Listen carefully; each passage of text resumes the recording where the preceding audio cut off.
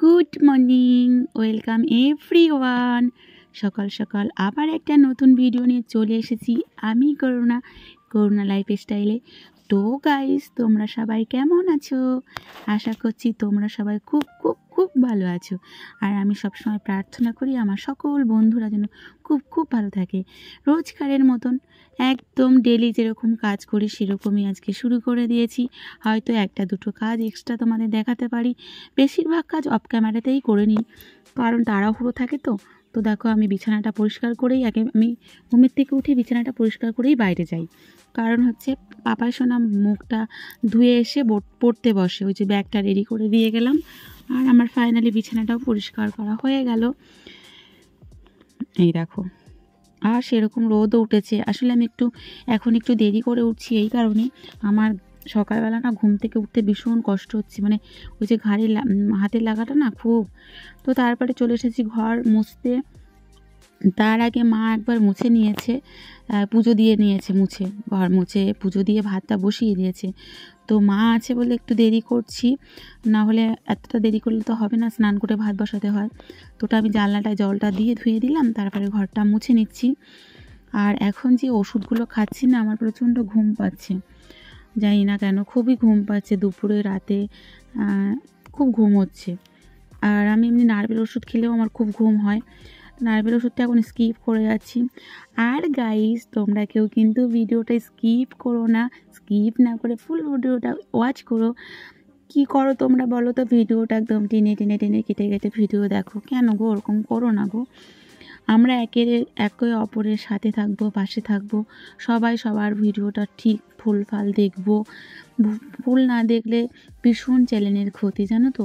আমরা হয়তো কেউ বুঝতে পারি না, কিন্তু যে ইউটিউবের মেন জায়গায় বসে আছে সে কিন্তু সব বুঝতে পারে। তো তারপরে আমি চলে এসেছি অনেক জামা কাপড় আগে ভিজিয়ে দেব, ভিজিয়ে দেওয়ার পরে তারপরে উঠোনটা ঝাড় দিতে যাব। কারণ হচ্ছে গিয়ে ভিজিয়ে দেওয়ার পরে এমনিতে আমি তো রেগুলার জিনিস কাচাকাচি করি, আমার সেরকম নোংরা হয় না। তো আমি তাও ভিজিয়ে দিয়ে উঠোনটা ঝাড় দিয়ে আসলে আমার অনেকটা সময় ভিজে যাবে, তখন জামা কাপড়গুলো আরও পরিষ্কার হয়ে যাবে। আর যেহেতু আমার পরিষ্কার জামা কাপড় অতটা চাপও নেই, তো এক গামলি জামা কাপড় আমার রোজই কাচতে হয়। তারপরে এখনও তোমাদের দাদাভাই আড়ত থেকে আসবে, তারপরে আবার জামা কাপড় হবে। তো ফাইনালি আমি এখন ভিজিয়ে নিয়ে, আর জুতোটাও কালকে রাতে ধোয়া জুতো পরে একদিন গিয়েছে, একদিনেই ধুতে হলো, মানে কি বলবো। আর এখন কী করছে বলো তো, একটা জামা একদিন পরে আবার রেখে দিচ্ছে, এরকম করছে, কি করছে তোমার বলবো।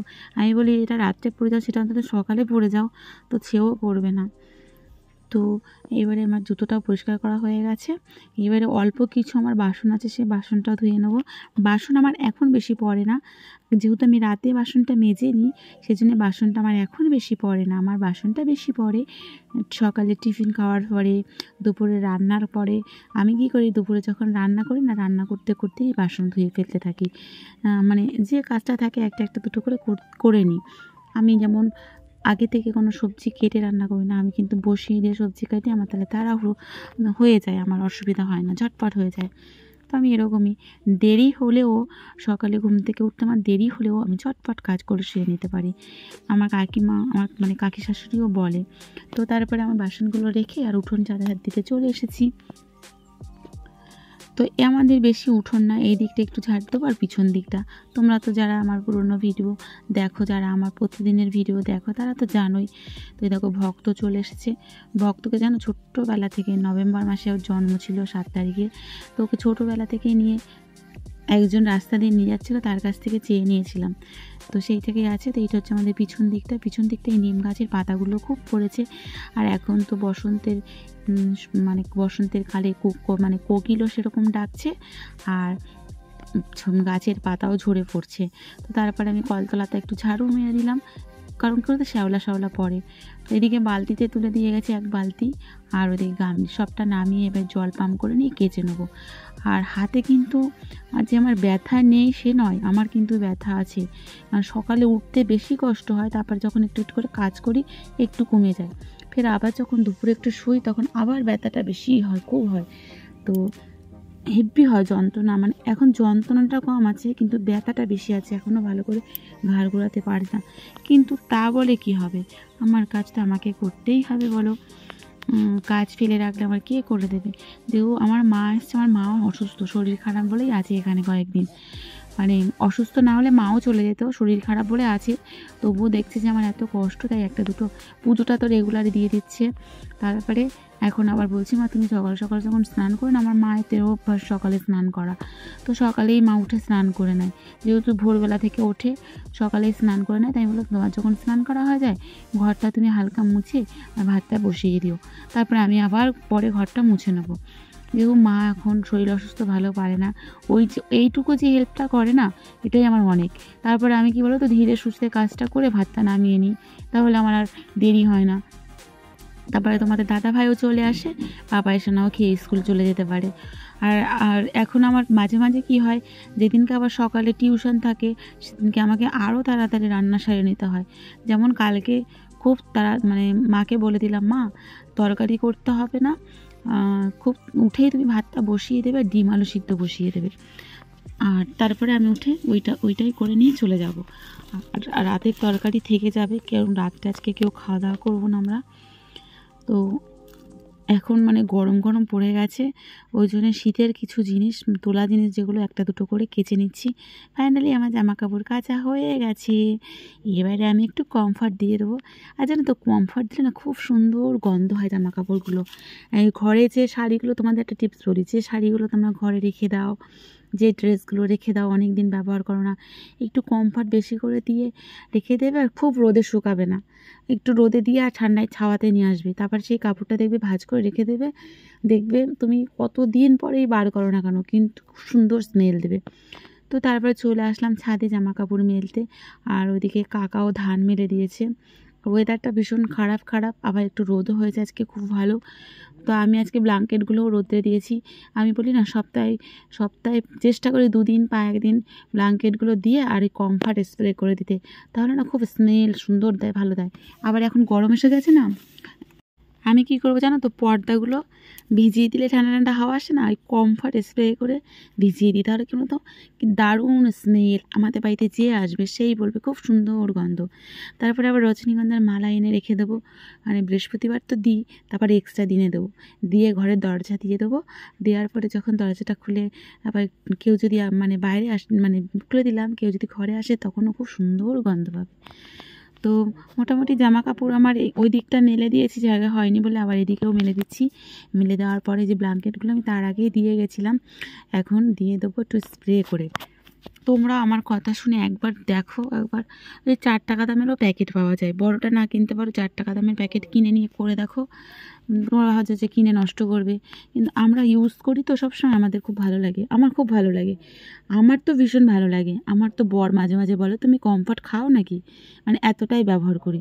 তো দেখো ভালো করে দিচ্ছি, দেওয়ার পরে একটু রোদটা লাগবে, তারপরে মানে ওই যে জলটা দিলাম সেটা শুকিয়ে যাবে, তারপরে আমি নিয়ে চলে যাব। তারপর খুব সুন্দর, যে খুলবো না খুব সুন্দর স্মেল দেবে। তো মোটামুটি আমার হয়ে গেছে। তো এই ব্ল্যাঙ্কেটগুলো বেশি পাতলা না, আবার গরম পড়ে গেলে তারপরে কেচে নেবো।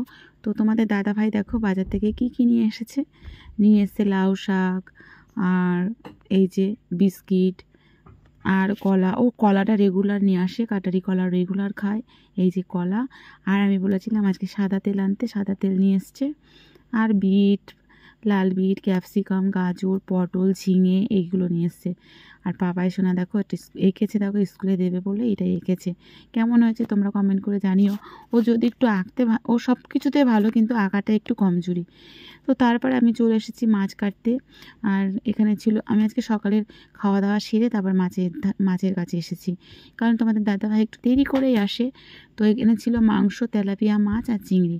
আর এগুলো তো মাছটা কেটে নিয়ে আসলেও আঁশ থাকে, তো চিংড়িটা তো ছাড়াতে অনেকটা দেরি হয়। আর আজকের ভিডিওটা তোমাদের কেমন লেগেছে অবশ্যই কমেন্ট করে জানিও, কিন্তু তোমরা যে যেখান থেকে ভিডিওটা দেখছো অবশ্যই কমেন্ট করে জানিও, তোমাদের থ্যাংক ইউ জানানো আছে। আর গাইস ভিডিওটা দেখার পরে আমার যদি মানে তোমাদের যদি কোনো মনে হয় যে কোথাও কোনো অংশে আমি ভুল ত্রুটি করেছি, অবশ্যই আমাকে জানিয়ে দিও।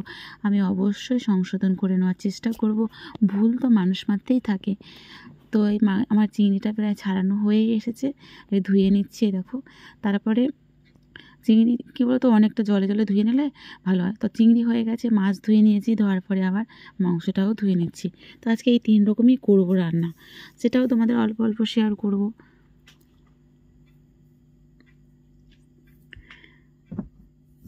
আর জানো তো, মাছ মাংস ধুতে ধুতে আমার আর ভালো লাগে না। সপ্তাহে তো 3-4 দিন তো মাংসই করি।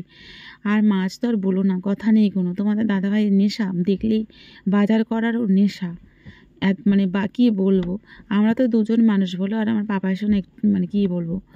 তো এক গাদা করে বাজার করে নিয়ে আসবে, শুধু ওর নেশা যা দেখবে। তো আমি ওটা রেখে আসলাম। রেখে আসার পরে এগুলো সকালে খাওয়ার পরের বাসন হয়েছে, তো আমি নোংরাগুলো ফেলে দিয়ে আসতে যাব। তুলে নিয়েছি, এই যে ফেলে দিয়ে আসতে যাচ্ছি। দিয়ে এসে আবার বাসন ধুতে বসে পড়লাম। এটা আমাদের সকালের টিফিন খাওয়ার বাসন। তার মধ্যে মা আবার 2টো মেজে নিয়ে চলে গেছে, কারণ মা আর পাপা সোনা আগে খেয়েছে, আমি আর তোমাদের দাদাভাই পরে খেতে বসেছি। আর তোমরা ভিডিও দেখার প্রথমেই একটা লাইক দিয়ে ভিডিওটা দেখা স্টার্ট করে দেবে। ভিডিও দেখার শেষে একটা সুন্দর গঠনমূলক কমেন্ট করবে। তাহলে তোমাদের কমেন্ট দেখতে না আমার ভীষণ ভীষণ ভালো লাগে। এই যে তোমরা কমেন্টগুলো পড়ো না, অনেক দিদি ভাইরা আছে, বন্ধুরা আছে যে কমেন্টগুলো করে, আমার পড়তে ভীষণ ভালো লাগে। আর ভিডিওগুলো দেখলে না, দেখে আবার ভিডিও করার আগ্রহ বাড়ে, খুব ভালো লাগে। তো তোমরা এইভাবে পাশে থেকো, তোমাদের পাশে থাকা একান্তই কাম্য করি। তারপরে চলে আসলাম দুধ নিতে। কাকিমার গরুর দুধ কাকিমা বিক্রি করে, তো আমি আমার বাবাই শোনার জন্য নিই। তো সেটাও নিয়ে আসতে যাচ্ছি, কারণ এখন গরম পড়ে যাচ্ছে, বেশি দেরি হলে নষ্ট হয়ে যাবে। তো সেটাও নিচ্ছি। আমার না সকাল থেকে কাজের আর শেষ নেই। তো যে তোমাদের দাদাভাই লাউ শাক নিয়ে আসছিলো, সেই লাউ শাকটা কেটে নিচ্ছি। আর তার আগে মাংসর জন্যে রান্নাটা, পেঁয়াজ রসুন আলু টালু সব কেটে নিয়েছি।